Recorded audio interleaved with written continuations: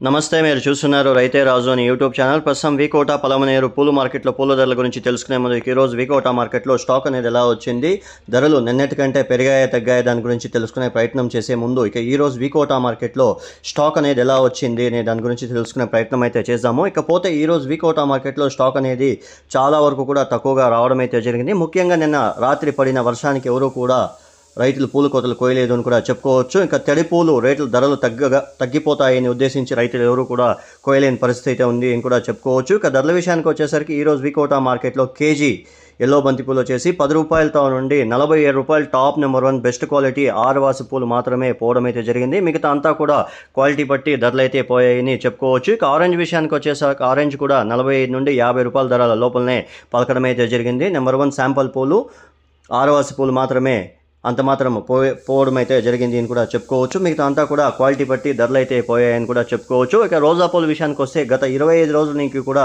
ఏమాత్రం పెరగని రోజా పూల ధరలు అని కూడా చెప్పుకోవచ్చు. ఇక ఈరోజు వికోట మార్కెట్లో కేజీ రోజా పూలు వచ్చేసి మనకు 20 రూపాయల టాప్ నుండి 65 రూపాయలు టాప్ నెంబర్ 1 బెస్ట్ క్వాలిటీ 1-2 బ్యాగులు పోవడం అయితే జరిగింది. మిగతా అంతా కూడా క్వాలిటీ బట్టి ధరలు అయితే పోయాయని చెప్పుకోవచ్చు. ఇంకా చామంతి పూల విషయానికి వచ్చేసరికి ఈరోజు వికోట మార్కెట్లో చామంతి పూల స్టాక్ అనేది కూడా కొద్దిగా తక్కువగా రావడం అయితే జరిగింది. ఇక ధరల విషయానికి వచ్చేసరికి నిన్నటికంటే ఈరోజు కేజీ పైన 20 రూపాయల ధరలు తగ్గినట్లు చెప్పుకోవచ్చు. ఈరోజు వికోట మార్కెట్లో కేజీ సెంట్ ఎల్లో వచ్చేసి 250 రూపాయలు టాప్ నెంబర్ 1 బెస్ట్ క్వాలిటీ పోవడం అయితే జరిగింది. కొద్దిగా ఆర్వాస్ పూలు మిగతా అంతా కూడా క్వాలిటీ పట్టి ధరలు అయితే పోయాయి.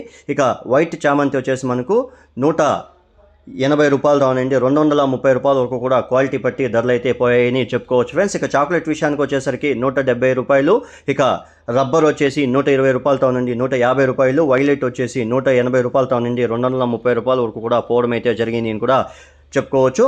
ఇక పలమనేరు విషయానికి వచ్చేసరికి పలమనేరు మార్కెట్లో ఈరోజు బంతిపూల రేట్లు అనేవి కూడా అక్కడ కూడా కొద్దిగా తగ్గుముఖం పట్టాయని కూడా మార్కెట్ విశేషాలు మనతో చెప్పడం అయితే జరిగింది. ఇక పలమనేరు మార్కెట్లో వచ్చేసి 35 రూపాయల నుండి 40 రూపాయల వరకు కూడా టాప్ నెంబర్ 1 బెస్ట్ క్వాలిటీలు పోవడం అయితే జరిగింది. మిగతా అంతా కూడా క్వాలిటీ పట్టి ధరలు అయితే పోయాయి అని కూడా మార్కెట్ విశేషాలు చెప్పడం అయితే జరిగింది.